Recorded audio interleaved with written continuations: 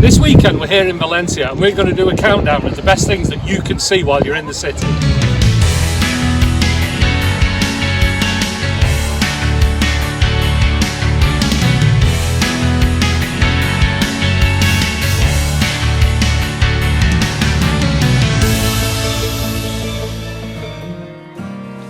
At number 10 on our list is Valencia's Marina and beach area. Located just a short taxi ride from the city centre, Valencia's beachfront is the perfect place to relax during your trip. We visited the Las Arenas beach and the area has the feel of a holiday resort, with a beautiful promenade lined with cafes and restaurants running along the beachfront. Just across from the beach you will find La Marina, Valencia's port. The 2007 America's Cup took place here, and you can walk past the iconic Velas Events building, located mere steps from the beach.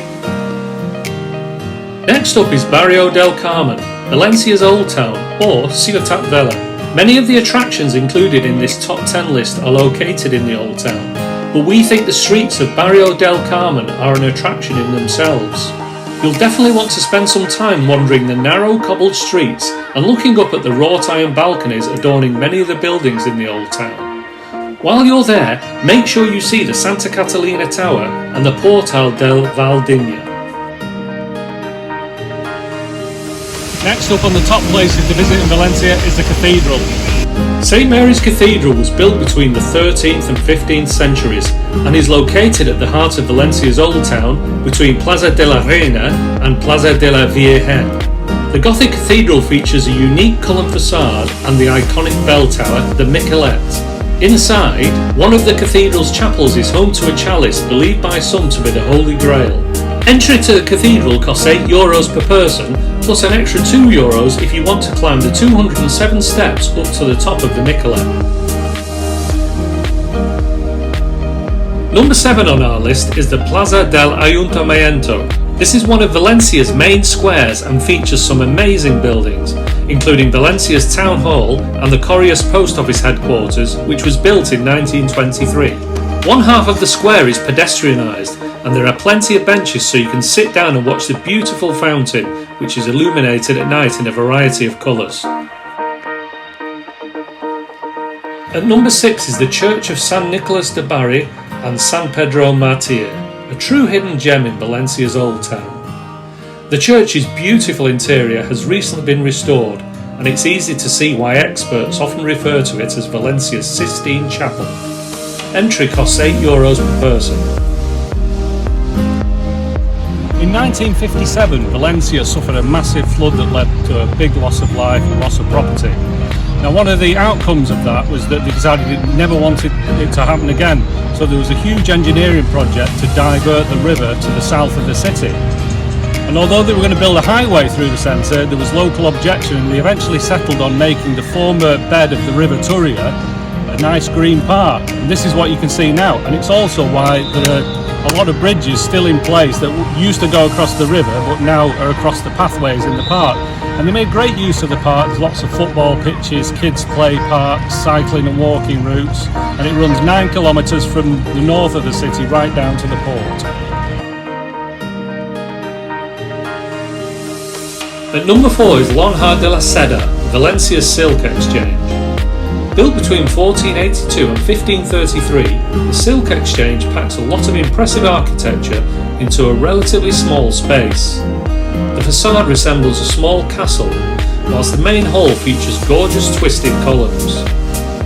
The Silk Exchange also features a side wing, an upper floor function room and a cellar, as well as a small orange garden in the courtyard in the centre of the building. It's no wonder that UNESCO recognised La Lonja de la Seda as a World Heritage Site in 1996. This place is well worth a visit, especially since entry only costs €2 and is free on a Sunday and holidays.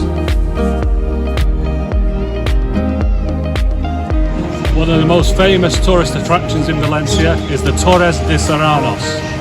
Built in the 14th and 15th centuries respectively, the Torres Serranos and the Torres de Quart are the only 2 gates still standing of the original 12 gates that once formed part of the ancient city walls.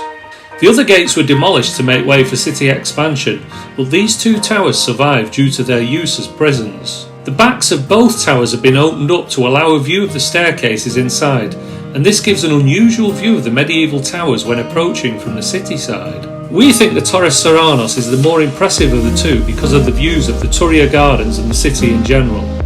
In the year 2000, the stone surfaces of the tower were cleaned, giving the building its current appearance. Admission to either tower is a very reasonable €2 and is free on Sundays and holidays.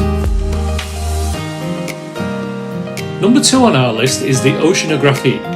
Opened in 2003, the Oceanogràfic is Europe's largest aquarium and is one of the many attractions located within Valencia's City of Arts and Sciences complex.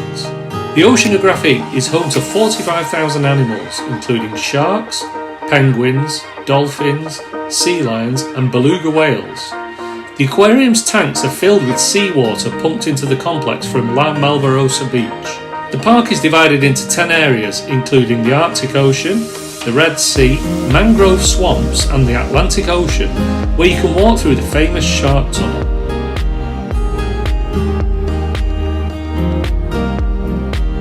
There is also a dolphinarium, which hosts several eco-themed shows every day. The Oceanogràfic is one of Valencia's best family attractions. Entry costs €31 per person. At the very top of our list is, of course, the City of Arts and Sciences. Designed by Santiago Calatrava and Felix Candela and built between 1996 and 2009, the City of Arts and Sciences is a cultural and architectural complex and is one of Spain's most important tourist attractions. Among the many incredible buildings are the Hemisferic, which is an IMAX cinema and planetarium, the Science Museum, the Palau de las Arts Reina Sofia, and the Agora, which hosts concerts and sporting events. Spend even a small amount of time walking around this jaw-dropping site, and it's easy to see why the City of Arts and Sciences sits alongside the Sagrada Familia and Seville Cathedral on the 12 Treasures of Spain list. Make sure you visit both in the day and at night so you can take advantage of the beautiful photo opportunities provided by the sun shining down on the aquamarine water and the incredible reflections visible in the darkened water in the evening. Tickets for the Hemisferic and the Science Museum cost €8 each if bought separately. However, if you're spending several days in Valencia, consider purchasing a combined ticket for the Oceanogràfic, Hemisferic and the Science Museum, which costs €39 per person.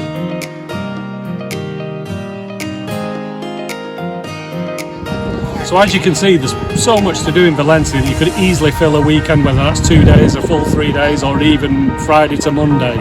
So hope you enjoyed watching the video. Thanks for watching.